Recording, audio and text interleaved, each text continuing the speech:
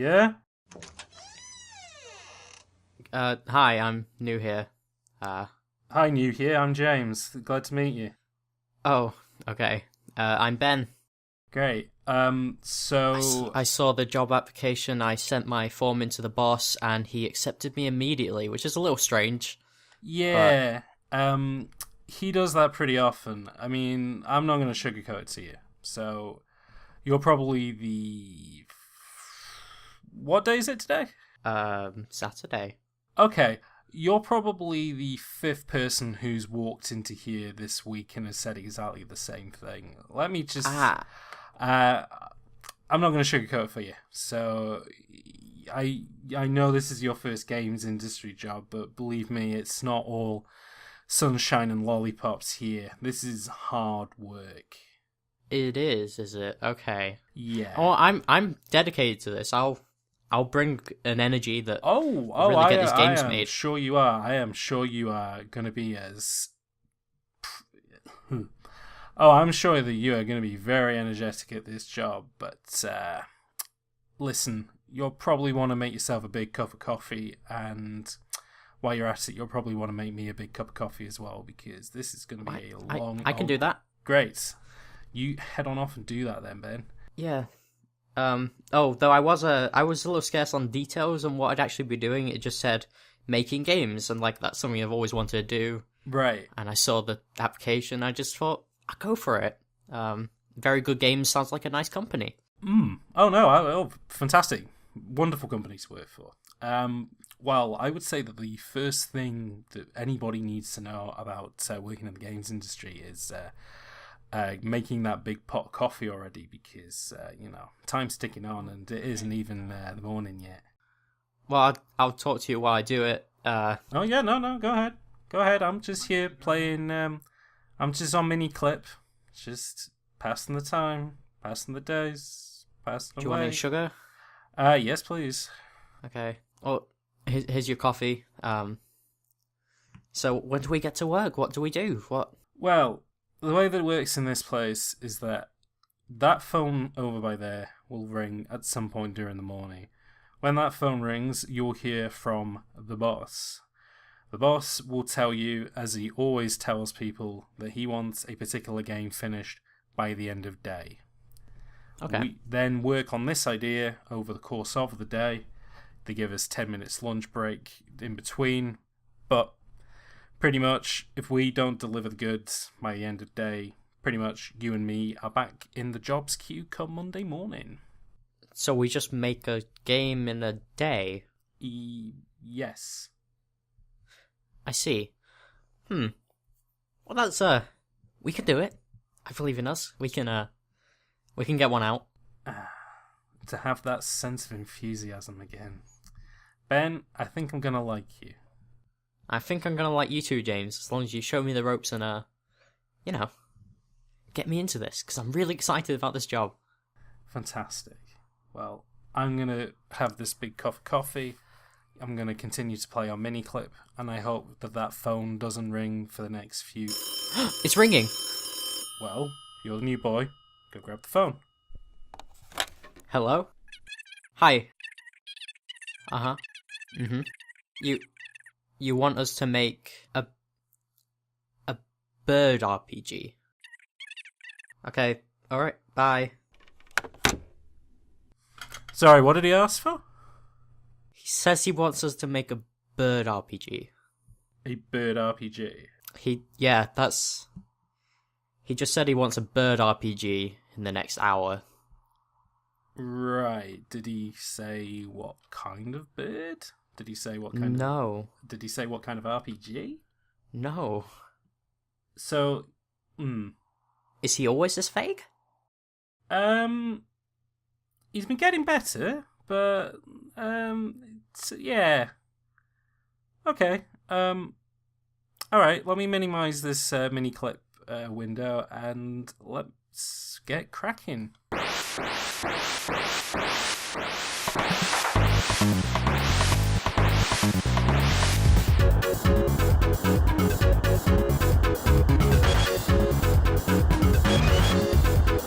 Hello, welcome to Podcast. I'm James. I'm Ben. And today we have been tasked with creating a bird RPG. And a podcast. Yes. Mm-hmm. Also, okay. This is our very first podcast, so yes. there may be some awkwardness involved. But hopefully over the next few sessions... It will be ironed out within the next month. Yes, exactly. We'll get this nice and ironed out. So, right. Let's think about this one. So, bird RPG. Well, the first thing I like consider with this is what kind of bird. There are so many birds. Well, let's go to the start.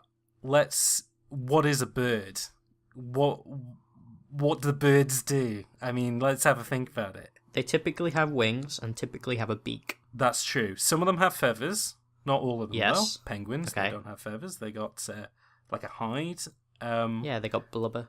Yeah, exactly. So all birds have beaks. All birds have wings. They're not always usable. No, that is very true. So in the case of them penguins, they're not flying anywhere. They're going under the water. They're having a nice swim. So immediately thinking of that, we go in. Yeah, we got dead birds. We got dodos. That's true. Dodos, they don't even exist anymore. Should dodos get a game? I don't think so. Nobody's really going to be lining up for any dodo games. That's what I'm thinking. So, and then we got the weird tall birds. That's true. Emus and flamingos. Yes, ostriches. I mean, if we're thinking, third-person action game, we don't have to worry about flight with a ostrich. That boy, he can walk about. We could have some pretty good mechanics. He can stick his head in a hole and, look around, see if he can find any good gubbins down in the ground. See, there we go. Yeah. That is a $1 million idea right there. EA is going to be lining up for ostrich third person head dippers. That's what I'm saying. as long as you can buy more ostriches with microtransactions, not directly. Obviously, you're gonna have to buy a loot box to get more ostrich skins. I'm assuming you could, not just regular ostrich skins. You could have a karasai, slightly brightly coloured. Then I don't know. You could have a Dead Space ostrich with Isaac Clarke's helmet. That'd be pretty good. No, absolutely. So what could you alter on an ostrich? Obviously helmets. You could give them any sort of headgear. I suppose footwear. I suppose you give them a little saddle or something. If somebody you could have it so a little kind of puppets riding on the back of his back. Maybe in Halo where you have Cortana and she feeds you. Maybe the guy. Who sits, yeah. Okay. The second person. Yeah. Not second person, but there's going to be an AI person who's giving you all the information. Say your Otacon from Metal Gear. They'll be on your back the whole time, like Twilight Princess, actually. Yeah, Midnight. Well, if we're going, I mean, you could call them Ostracon. Could we combine these two words together? Ostrichcon. We're gonna have to ask Konami about that. Oh no, Konami will be fine with that. No, yeah, they're pretty chill. They're not worrying about that anymore. That's not. They'll let anyone use their IPs for whatever absolutely. they want. Especially for a bird RPG. I mean, you have to remember Hideo Kojima. His first game was Penguin Adventure. Oh, it was it? It was for the every game since Penguin Adventure. He's always been trying. He's always thought, well, what's something that people know about penguins? So they waddle about. So that's kind of slow, methodical movement. They look like they're wearing tuxedos, much like James Bond does, who's a famous spy. They eat worms and regurgitate them, much like... Now, penguins do not eat worms. No, I suppose they don't, do they? Because there aren't any worms in Antarctica, or wherever they live. Well, yeah, maybe Kojima added some ice worms, because, his old fantasy, it's, somewhat fantasy. Well, no, absolutely. Mix. I mean, Kojima, he's more than happy to play, stuff like the Davy Crockett missile, I mean, is obviously based in reality, but, he's more than happy to kind of add a supernatural bent to his games to make them more interesting. And I think having snow worms would add to that as well. Yeah, of course. How would you play as an ostrich? What kind of gameplay we imagine here? So, well, that's the We've got to think about the role-playing sense of it as well. So I'm thinking that obviously an ostrich eye is kind of like, apart from the fact that it's a tall, flightless bird, one of the things that it has going for it is its giant eye. And that has like a gigantic field of vision to it. Like almost kind of like you're looking inside of a metal bowl. Like just the whole world is bent around you. So I'm thinking, we could give a pretty cool camera angle. That'd be a pretty cool camera thing that we can do in the game. Like, especially, like, imagine if you're playing that in VR. Like, human beings are only used to, 270 degrees of peripheral vision. They've got, well, actually less than that, 170 or something. They have got a whole 360 degrees of peripheral vision. We're going to have people vomiting across the floor when they walk around looking through this. Oh, now you've made me think, what about an owl? Because, like, owls just, they flick their heads back. That could be this whole mechanic where you can, like, just quickly turn around, but you can only look one way at a time. I guess that's how most things work, but... No, and, like, they can, like, sort of like the owl does in Ocarina of Time, where he rotates his head around, like, Yeah, upside down. Yeah, exactly. Like real owls. Yeah, no, exactly. Like, I mean, Miyamoto, everything that he does is based in real life. He looked outside of his window, he saw an owl do that, he went to the developers and he said, can we do this? He didn't realise at the time that he was actually looking at the owl from the wrong direction. And had kind of misinterpreted its head movement. But, Miyamoto's he didn't realise that it wasn't the owl that was rotating its head around the axis like that. It was him who was doing that. Yeah, absolutely. So, but that's where Miyamoto gets all his ideas from, and that's how I think like most developers should strive to get their ideas from. No, exactly. If it wasn't for Miyamoto into his gardening habit, we wouldn't have Pikmin. If it wasn't for his owning pets, we wouldn't have Nintendogs. And well, if it wasn't for him being a furry, we wouldn't have Star Fox. That's very true. I mean, I don't want to say about the incident at Tokyo Zoo that led to Super Mario Brothers, but we'll just have to save that one for another time. So yeah, no, I'm liking this owl idea because obviously, like, in Metroid Prime 3 where you're rotating puzzle pieces into place with your wrist, well, you can do that. Yeah, everyone loved that. No, exactly. That is the main selling point of that game. And Skyward Sword, when you do the puzzles at the end of, like, they thought, what if we take boss keys and made them so much better? No, exactly. What if we take all the interest out of finding a boss key and instead make the annoying thing actually putting them into a Glock? So I'm thinking, if you use an owl's head to solve puzzles like that... What if the owl could move its head in any direction? Ooh, now we're thinking. Now we're thinking... So what if the game, what if the owl had stuck its head in a tree and, say, there were mice hiding in certain windows and holes? And in order to get those mice, you have to rotate the head and, in all the certain, 6 faces or orthogonal directions to try and grab them. I think that'd be a pretty good... I am concerned about this idea because to do this, I don't think the owl can have a body. If we want this to be fully immersive. Does the owl need a body? Well, developers always should ask, does the character need a body? Yeah, it's like what they did with Rayman is they took what do you need? You need arms, you need legs, you need a head, I guess. Yes. And maybe throw in a body for good measure. And they just thought, well, that's it. That's Rayman. I've always thought, I've watched that intro sequence to Rayman Origins where he's eating fruit. Where's that fruit going? You don't see that fruit pass from... He stores it. What, in his head? Yeah. Oh. Do you not do that? I didn't think it would get into head shaming so quickly. I didn't think the podcast would get to that head shaming so quickly. Okay. Though Kirby does the same thing. He sucks in like everything, and it just kind of goes to an alternate dimension. That's very true, actually. I mean, Kirby's not a bird, though.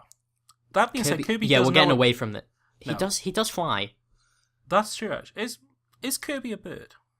Could Kirby be a bird? He doesn't have a beak or wings. When he eats Falco in Super Smash Bros. Yes. Is Kirby a bird when he eats Falco? Was Falco a bird? Because, now we're in the debate of, are anthropomorphic animals still that same animal? I would have thought... on the one hand, probably not, because he's a space alien. Is he a bird that can walk and talk like a human, or is he a man that has feathers, wings, and a beak? I think the answer lies somewhere in the middle. I mean, we can't ask the question of whether he lays eggs, because obviously, he's a pilot. Pilots can't lay eggs. I mean, that's ridiculous. Yeah. And so back to. Yes. I feel like we're getting off topic. We need to get back to this. I feel like we need to understand. Okay, so what are some RPG? What are some birds? What are some famous bird things that could be turned into RPG mechanics? So we know that they can fly.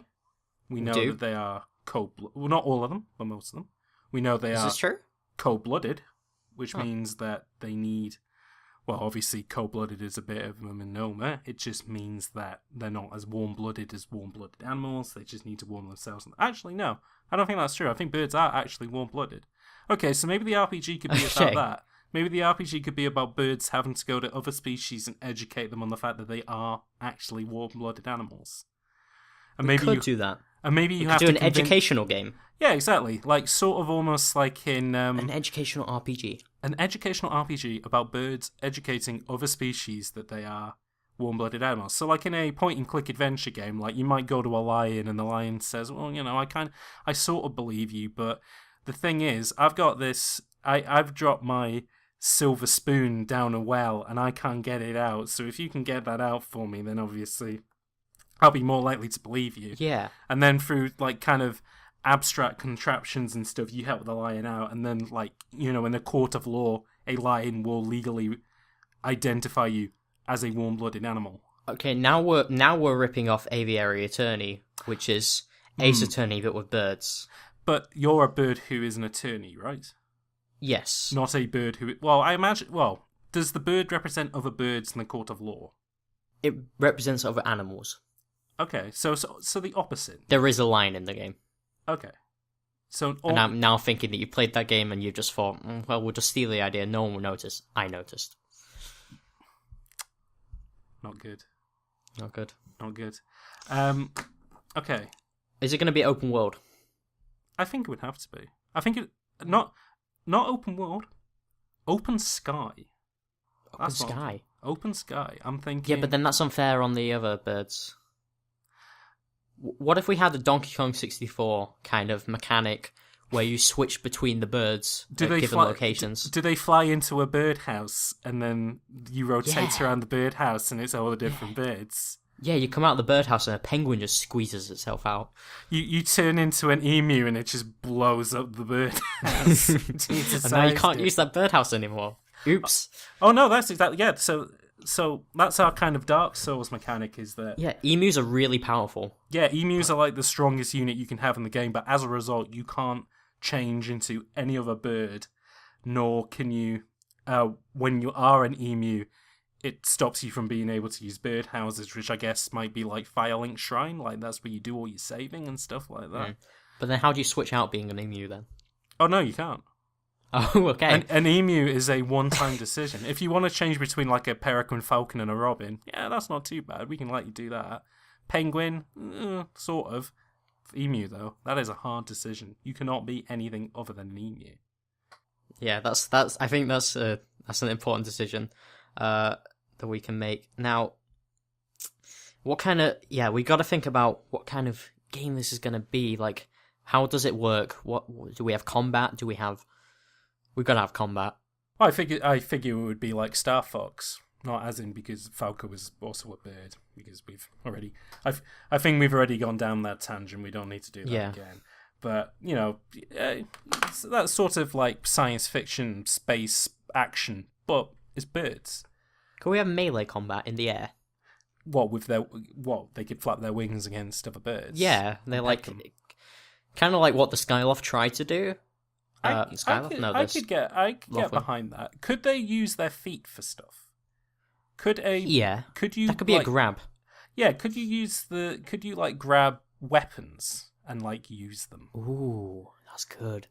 And then we could have it like physics based. Yeah. So that you're to actually swing this weapon, you really have to like go at the other bird, turn at the right moment, and really just like swing this massive claymore around. I've got a word in my head. I feel like What is the word? I feel like if I don't say it now, I'm never going to. I just want Speak to now or forever hold your peace. I just want to hear your reaction to it. Birdie Royale.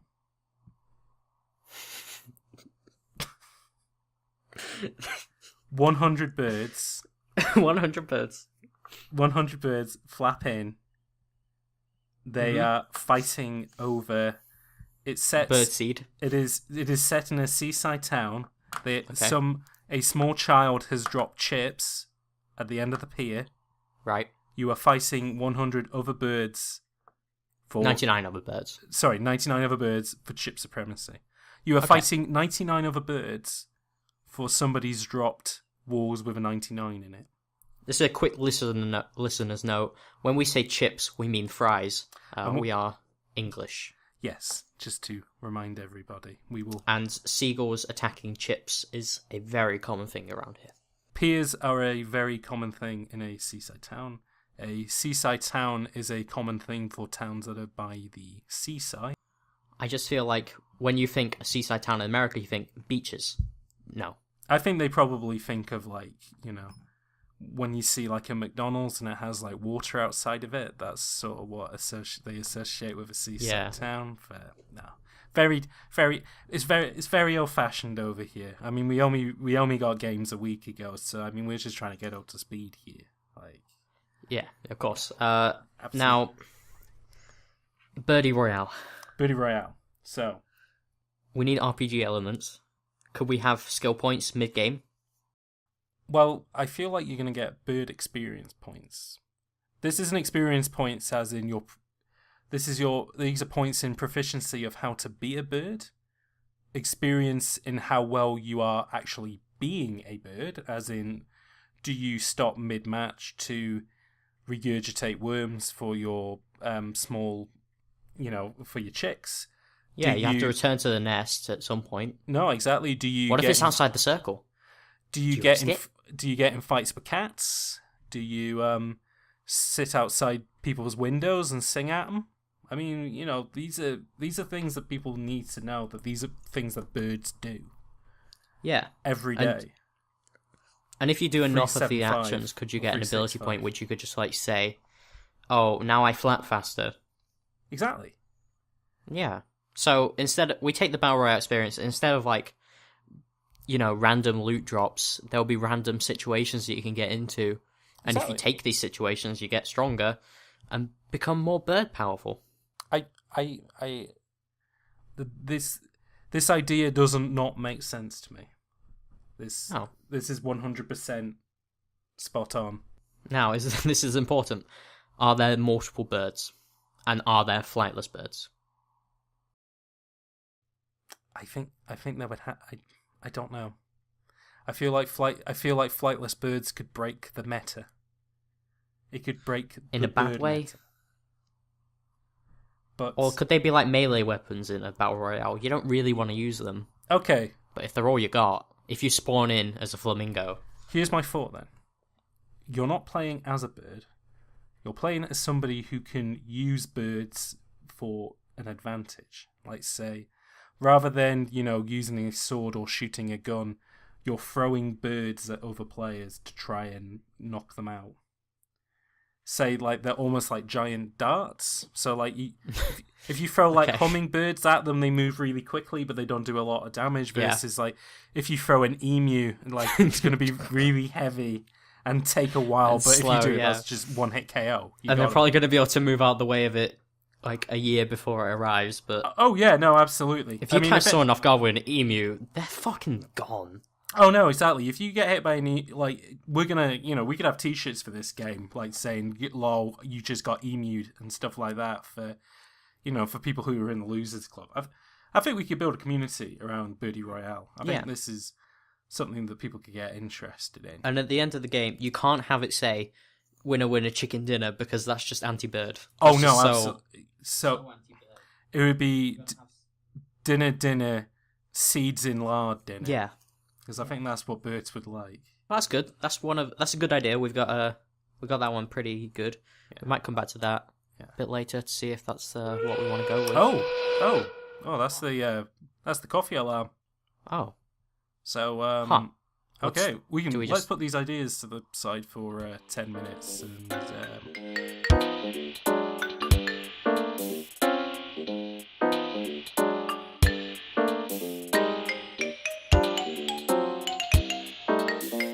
Hi to the people at home. This is the coffee break point of the program. Me and Ben will return to this idea at a later date, but just for the next few minutes, well, Ben, how are you doing? I'm great. Good. How are you? Do we want to plug ourselves quickly, or do we do that at the end of the segment? Good point. Plug yourself now. I think that's okay. It's the first time we're doing this. Quickly go over. Yeah. What this is. We're just going to spend 10 minutes to talk about normal video game stuff. So we're going to become a video game podcast for 10 minutes. Yes. I'm Ben. Myers Codex on YouTube. I made a single video. You can watch it multiple times until my next one comes out. Hi, my name is James D. I produce videos under the channel name of Games D. Unlike Ben, I have more than one video. Also, unlike Ben, I am unfortunately unranked in the Reddit YouTube power listings, so hopefully, maybe by the next time a new video comes out, I might make the list. Whether I make it into 4th place or not, that remains to be seen. No, I think you're going to be, like, introed at number 1. Like, I got on there, because it was the first time the list was made, he was like, yeah, this is a 4 out of 10 channel. No, absolutely. You'll have to start at the bottom and make your way up. Obviously, just to clarify as well, we're saying that is a number 1, like music charts number 1. It's just, if you're 10 out of 10, you're as top as it can get. Yeah. I think the viewers at home appreciate us talking about something that they would have absolutely no idea about as well. Oh yeah, of course. 100%. That's 100%. So Ben, what have you been playing? The Witcher 3, and that's about it, really. That's okay. I feel like it's very long. I feel like, considering the conversation that we're having about a bird RPG game, I feel like there should be a lot of content in this game that's kind of, maybe inspiring. I've got to say, there's a distinct lack of birds in The Witcher 3. Is there really? Yeah. Is there not any like bad birds that you have to fight? Well, there's griffins, but they're like more lion. I guess they're birds. They're lions with beaks and wings. Does it pass the bird test? Do they have wings and do they have beaks? They do. Well, but they're also lions. I can see why that'd be a problem. Yeah. And obviously you don't get to play as them. Do you No. get to ride them as mounts? No. You get to ride a horse. It can't fly. Oh, that's a shame. So yeah, no, I can understand why maybe that isn't kind of filling any bird bites. But is it any good? Oh, The Witcher 3, I love it. Yeah. It's like, I'm not into open worlds that much. Yeah. But The Witcher 3 kind of compels me in that when I do stuff in it, you get just this random quest, and it's like, oh, this is its own fleshed out little story. The cutscenes are all voiced and oh wow. Visions, and it's like, oh, I just did this one tiny little quest where I had to go off, get some evidence to find out what kind of monster we're dealing with. I've got to prepare for the mission. I've got to gather some materials, get some potions brewed up. Yeah, I've been interested in giving it a go because I replaced the graphics card not too long ago, and one of the it came with a free copy of The Witcher 3, and so it was like, oh, okay, all right, I'll hop into it at some point. I think the problem is that I never played Witcher 1. Neither did I. Oh, okay. And I never got into Witcher 2. Neither did I. Okay. But this was my first Witcher game. Oh, right. But you still feel like there's kind of enough there that's compelling that you don't feel like you're at a disadvantage for knowing. Yeah, it's like most of the part is self-inclusive, but then you've got points where it's like, oh, here's this character from a previous game. They do a good job of introing them, though, so that the uninitiated can kind of be like, oh yeah, I get who that is now.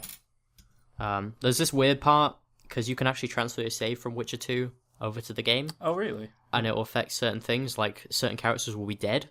Oh. And you'll have whole quests that are gone because you killed them into Witcher 2. Yeah, I and that's remember. bizarre. I always remember that was like one of the main selling points of Mass Effect, which is like, I think that's like the only proper big recent RPG series that I ever stuck to, just because I think because it was a third person shooter, that was sort of like, it's like when you have Calpol as a kid, it's like medicine, but it has sugar in it, so it more easily goes down. So like a third person shooter with an RPG in it goes, and like I always thought like the cool thing with like going from 1 to 2 was if a particular character died, then that was it. They didn't make an appearance in the second one and all this sorts. And I always thought, oh wow, this is incredible. But the problem is then you end up looking into it and like in the third game, there's a character that references something you do in the first game, and you go, oh wow, that's incredible. But then the actual thing that they reference is, hi, this character that was in the first game isn't going to make an appearance here, but we just want you to let you know that they care a lot about what you're doing and they have your full support. And it's like, we couldn't get the voice actor to come back for this role. Well, not only that, we can't be bothered to import the model into this game and have it like animate for you. Just to let you know, they're behind you 100%. And it's like, okay, thanks. Cheers, bud. But yeah, the Witcher 3 is great. Yeah. And what have you been playing?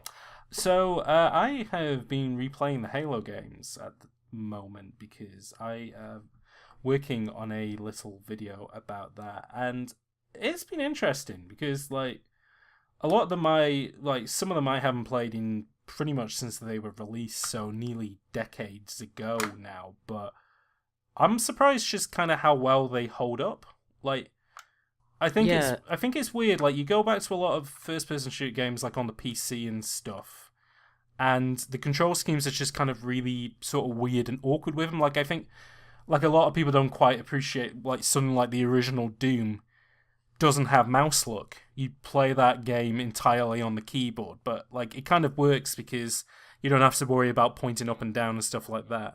But then, like, you go a little bit more advanced to something like System Shock or Thief, and, like, you have to use the numpad to aim, and it's just like, what the heck am I... Like, Metroid Prime Hunters had an aiming scheme like that. If you don't want to use the stylus, you could use A, B, X, and Y to aim. Oh, and it was, oh boy. Okay, V. Yeah, no, that's not great. That game was ahead of its time, and it shouldn't have been released for the DS. I mean, that's the only thing that I'll say about... Not to get off Halo, but just very quickly for a second, Super Mario 64 on the DS. I know that's one of the things that people kind of decry against it, is the fact that you use a D-pad and you have to use a run button because you can't do like radial movement like you do on the old control stick. But it's like, but Super Mario 3D World and Super Mario 3D Land are exactly the same. Yeah. Like, 3D Land has the slider instead of the D-pad, but you still have to use a run button for that, and you like, if you play on the Wii U but you use a Wiimote, that's exactly how you play it as well. And like everything is kind of designed around the fact that at the lowest kind of, like the worst case scenario is that somebody has to use a D-pad, so all the movement in that game is digital, like even when you use a stick. Yeah. So I think, like, considering that Super Mario 64 was the game that designed, well not designed, but it was the game that justified the control stick, the fact that you can play it on a D-pad, like, is sort of, I think it works absolutely fine. But what has that got to do with Halo? Not much. Nothing. But no, it's been... yeah. Oh, I was going to say, one of the interesting parts about Halo, to me, is that I think it's something I could go easily back to, despite the fact that I've gotten really used to mouse controls for shooters. Because a lot of the enemies are very wide and quite big. And, like, that's kind of one of the things that sort of got me with it as well, is that, like, in terms of, like, controller controls, it still feels really good. Like, you can tell that they do a lot of stuff to make it, like, they do put a lot of smoothing on it. They do a lot of course correction and, what's the word I'm looking for? Where it's kind of like it snaps the crosshairs over to particular aim assist. It has got a generous amount of aim assist to it, but like not to the point that it kind of pulls you out of the game. But no, it still feels really good. And like even just the kind of general your sword and board stuff, like you have melee on the B button, you have grenades on the like. You don't have melee on the B button. You have it on the RB button. You have it on the RB button, of course. In which version of Halo are you playing? Well, all of them. There's always an option to switch it to RB. Oh yeah, no, I suppose that's true, isn't it? Yeah, no, I am just used to the old-fashioned way of having it on the B button. That's my. I believe it was Reach that did that first. Yeah, I maybe? think you're right because Reach also changed it so the right bumper was your special ability as well. Like most of the Or time, it's left. left bumper. Yeah. Oh, Reach also added assassinations, which... How do you feel about those, quickly? How do you feel about assassinations in Halo? I just kind of think that it's like, I mean, punching somebody in the back of the head was enough of a treat as it was to the fact that you just took them out completely, that I don't feel like I needed a full animation for it. But then you got great stuff like you can jump off a building from any height, and as long as you, which is not easy, manage to get the right timing for the backstab, you just negate it. There's an achievement for it, and it took about an hour to get, but boy was it great, and it felt amazing. That's pretty good. Do you want to head back into the design room? Right, we better get going. Okay, let's just leave our pickups back here.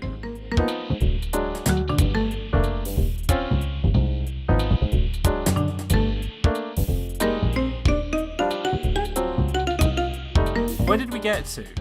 What? Bird Royale. Yeah. But we can't make Bird Royale because that's not an RPG. Well, we can put the idea if on we the added table. enough RPG elements in it, we could make it. Okay. But let's put it to the side for now and, like... How about we go turn-based? Let's think about turn-based RPG. Let me kick this idea up a notch. How about we just take an RPG game that already exists, but improve it by adding birds to it? Changing the characters to birds.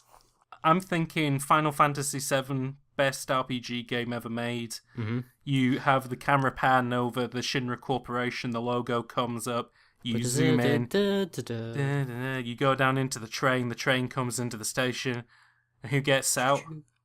Our boy Bird Strife. Big fat... And this is important, what is he?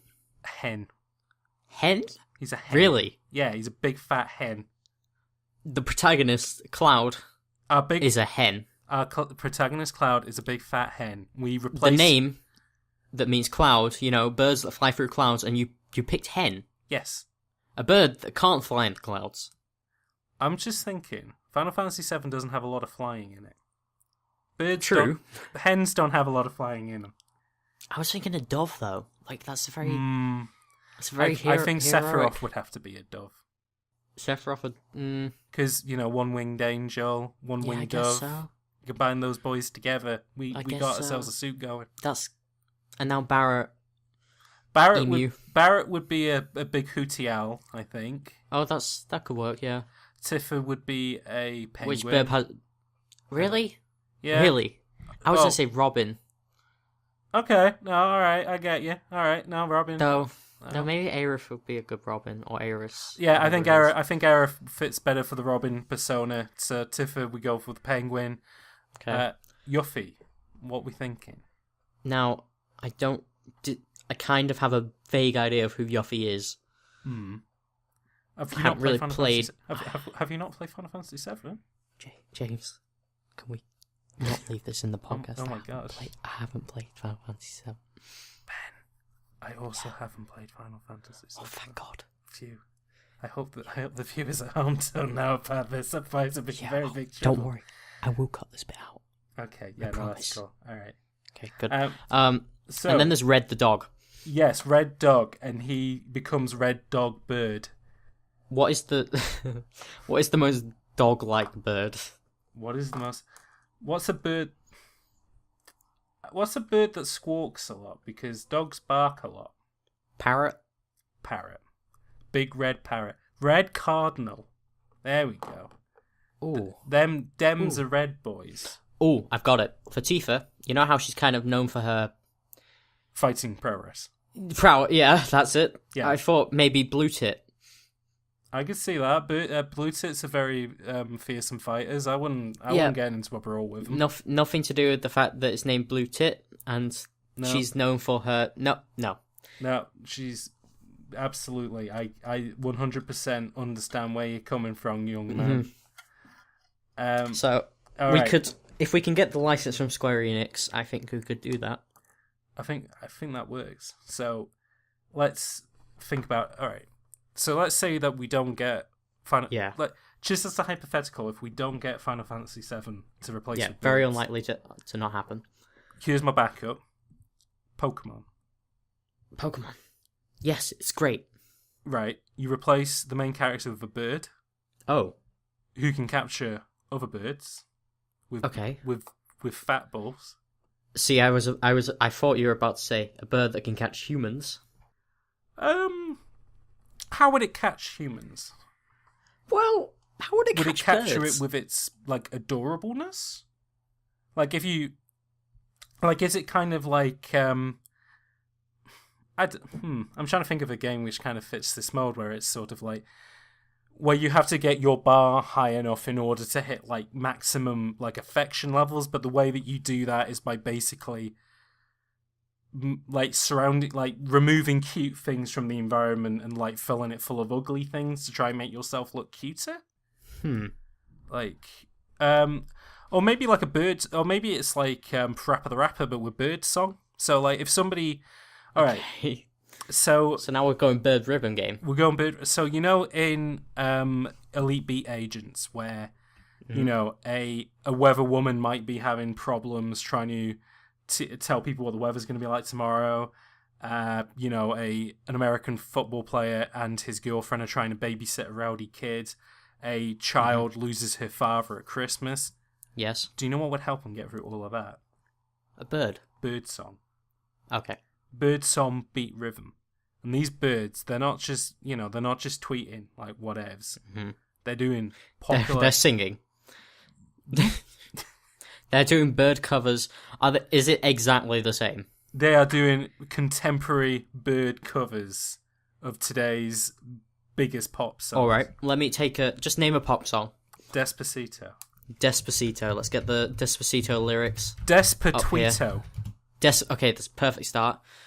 There aren't many oh, these are all in Spanish. That's okay. Can we do a different song? Okay.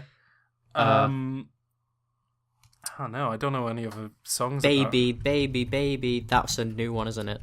Oh, by that's Justin I Bieber. think that's a bit older than that. That's not. No, even, like, no, that's Biebs. new, brand new. All right. Okay. All right. I know the kids these days. No, the kids these days.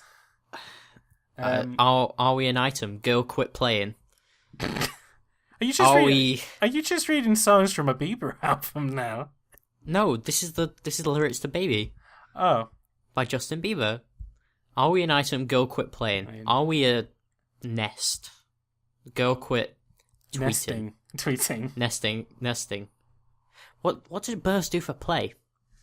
Make nests. Is that their play? I think that's what they do for a living. Birds have a shit life. Yeah, they're not great, are they? I mean, that's probably why we're struggling so much to come up with a bird RPG, because they're not very entertaining animals when you think about it. No. They just kind of squawk a lot and just, They exist. No, exactly. They're like on the same level as fish, but not as boring.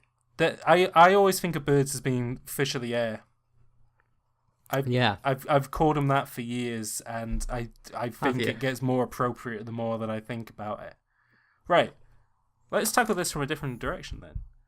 Birds a very boring game. Birds have got pretty boring lives, right? Because all they get to do is make nests all day. Yes. And, feed chicks by regurgitating worms. Mm-hmm. Let's make a game for birds. Let's make an RPG for birds. To entertain them. To entertain them. To Okay. fulfill their lives. Right. So we know that birds like making nests, yeah? They do. So we make an RPG about building nests. We can do it like you play as a young RPG protagonist who his town has been destroyed by comet fire. Yes, and it's your job to rebuild. Now, comet fire, is it just like a big comet that's fallen from the sky, or is it lots of mini comets?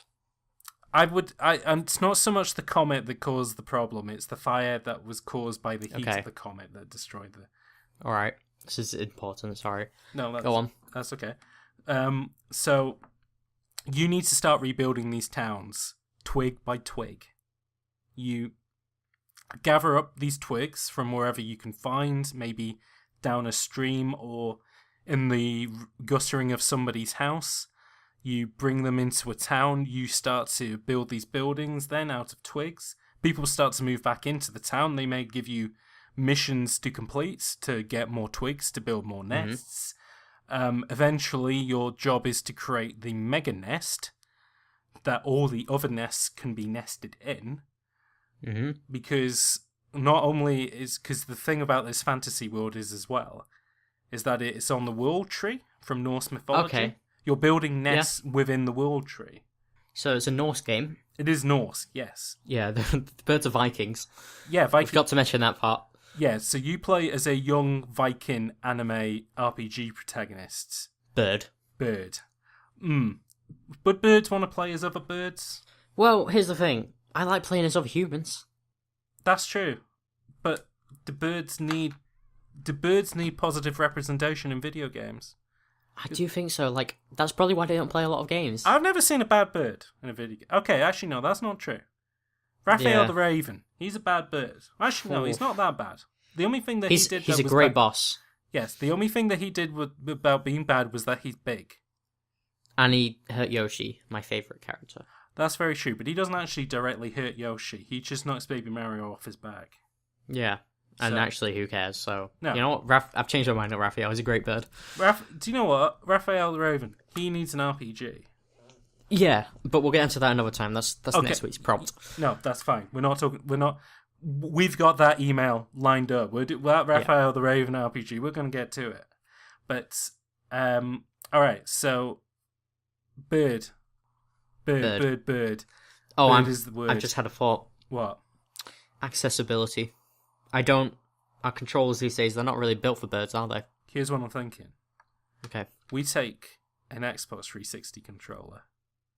Or an Xbox One controller, more new. Okay. I've got one in my hand right now. We replace all the buttons with lumps of fat with seeds in them. So that birds will want to peck them in order to make stuff happen. Right. Are they going to be able to get the seed? Probably not. If we want player retention, we have to make sure that they think that they can get the seed, but they can't actually get the seed. Yeah, they keep trying, they'll keep at it. No. But then they start kind of getting into the game. Yeah, exactly. And really start learning, and it's like, oh, why would I want the seed when I could play this great video game? At the end of our quality assurance sessions, we want our birds to come out of there and say, I always thought that I was here to get the seed, but then I realised that it was the journey to the seed that mattered more than the seed. Yeah, like that great proverb. The journey is half the battle. The seed is half the battle. Yeah. Exactly. And I think if we can get that, if we can elicit that response, if we can get our birds to say that in English to us, yes. I think that would be one thing. But we could have an educational aspect to it as well. We could. Why don't we use this game? It's about building nests, but it's also about building education in birds. Yeah, we're teaching them simple English phrases such as "Hello, how are you?" Imagine if you woke up one day and rather than a big cockerel outside screaming at you, because nobody wants that. I actually do wake up to that. Do you actually? Yeah. Well, no, I used to. Died. But go on. Okay. So instead of a big cockerel outside screaming at you, imagine if that big cockerel said, "Hello, how are you doing today?"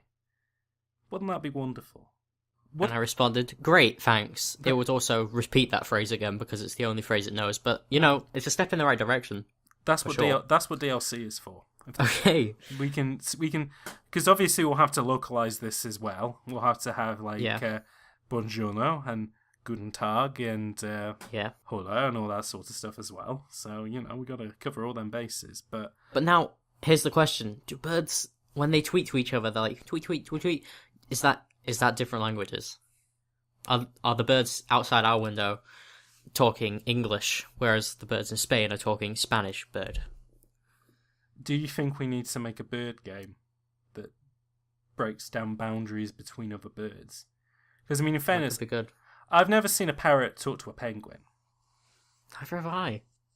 I think that's weird. That actually, I wonder if there's I wonder if there's aggression between different bird species. There is, I've got to be honest, there's definitely aggression between flamingos I've seen...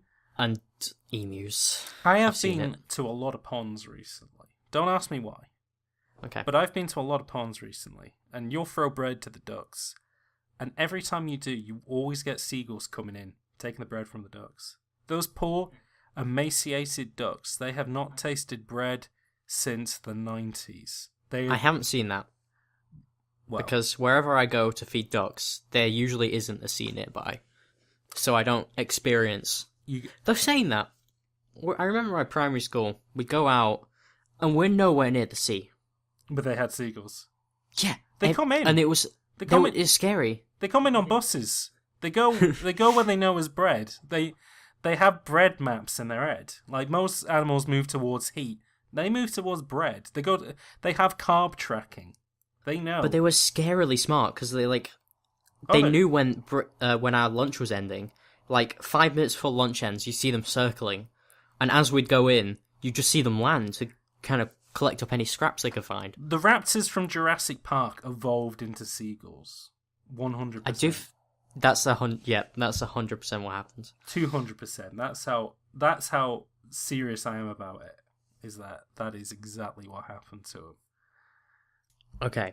What ideas? So let's take all these ideas that we've come up with and try and make something out of them. So yeah, bird mechanics. We've thought Birdie Royale. We've thought maybe replacing a RPG character, an existing with a RPG bird. with birds. Obviously, we need to get the license for that. So. Obviously, we need to come up with a license for that. But then we have Donkey Kong 64 possibly. Donkey Kong Switching 64, birds on the where fly. You can change between different birds. That's very true. Using birdhouses. And then most recently, we were thinking of making a game for birds, either a RPG where they make nests and use a Xbox 360 controller, which is covered in fat and seeds, Or slightly educational. And is slightly educational, one that teaches them not only how to talk to human beings, but how to talk to each other. You know, open up, birds. Exactly. I don't see that happening. They sing and sing, and they're happy on the outside, but what's a bird really thinking? When was the last time you ever got a card from a bird?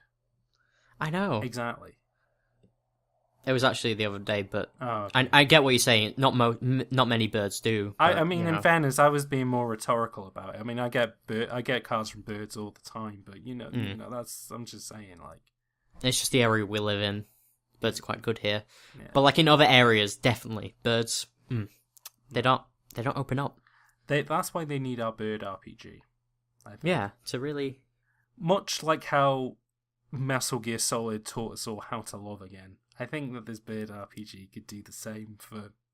Well, it could do the same for us, but mostly for birds.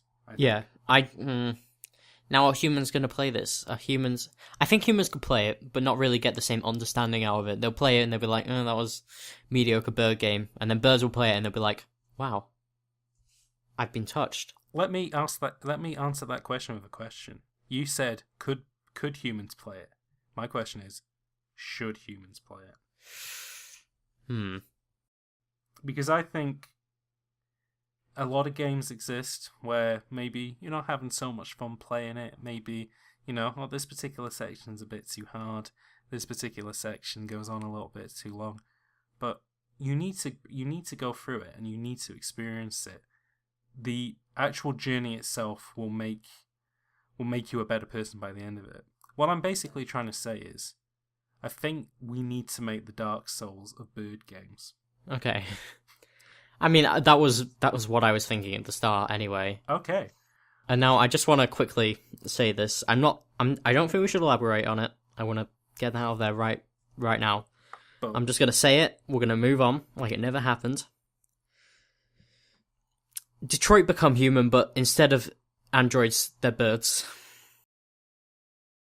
And now... Detweet become burden. I said we should move on. Look, I want to dwell on that. I'm not proud of it.